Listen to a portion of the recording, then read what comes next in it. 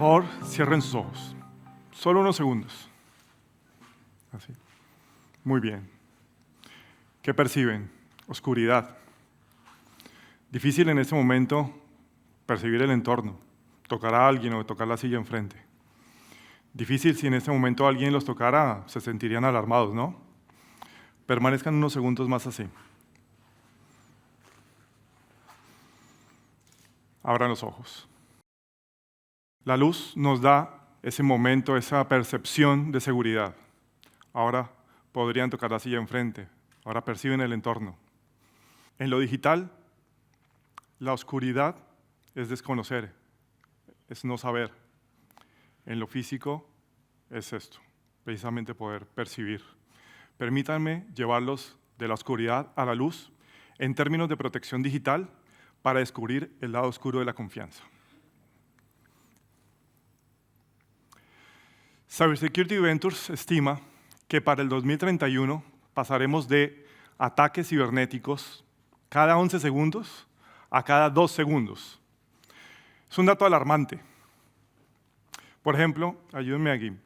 Levanten la mano, ¿quién de ustedes o conocen a alguien ha sufrido de un ataque que le hayan robado su cuenta de WhatsApp, que se ha vuelto muy común? Varios, muchos. ¿O alguno de ustedes conoce a alguien, le han hecho transacciones fraudulentas en la tarjeta de crédito? También muchos, varios. Y uno más común que todos, correos que los llevan a páginas fraudulentas, les llegan correos de phishing. ¿Cuántos? Casi todos. Elegimos creer precisamente en ese correo tentador, en esa promoción de un iPhone 16 gratis. Elegimos creer en esos formularios y los llenamos y damos nuestros datos constantemente. Posiblemente se debe a que en lo físico nosotros tomamos las precauciones necesarias, no tomaríamos un callejón a oscuras, no dejaríamos nuestra billetera sin cuidado. En lo digital, tal vez no lo tomamos las mismas precauciones porque desconocemos los riesgos.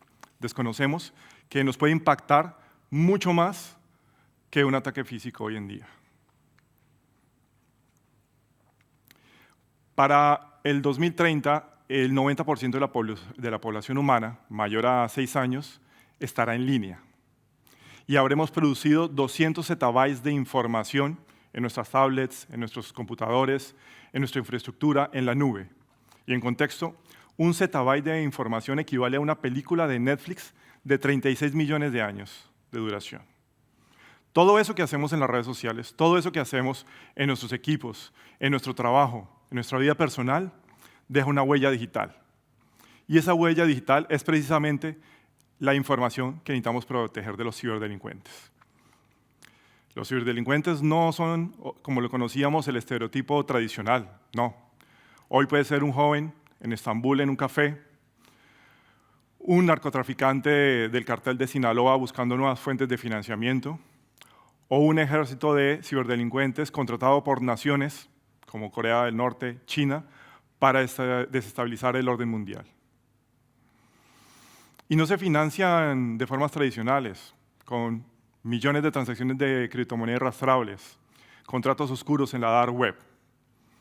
No necesitan una maleta llena de dinero, no. Solo necesitan una conexión a la red y el anonimato que esta ofrece. Entonces, permítanme darles 4 consejos. 4 consejos para brindar un poco de luz en esta oscuridad. 1. Nunca confíes, siempre verifica. Y esto parte precisamente de que no todos podemos ser expertos en ciberseguridad, ni vamos a detectar ese correo tentador, ese correo de phishing, ni esa transacción fraudulenta. Pero si dudamos, sospechamos, verifiquemos. Ese mensaje de texto que nos llega, no le demos clic a ese link. Ese link que viene en un correo con el iPhone gratis, el iPhone 16, no le demos clic.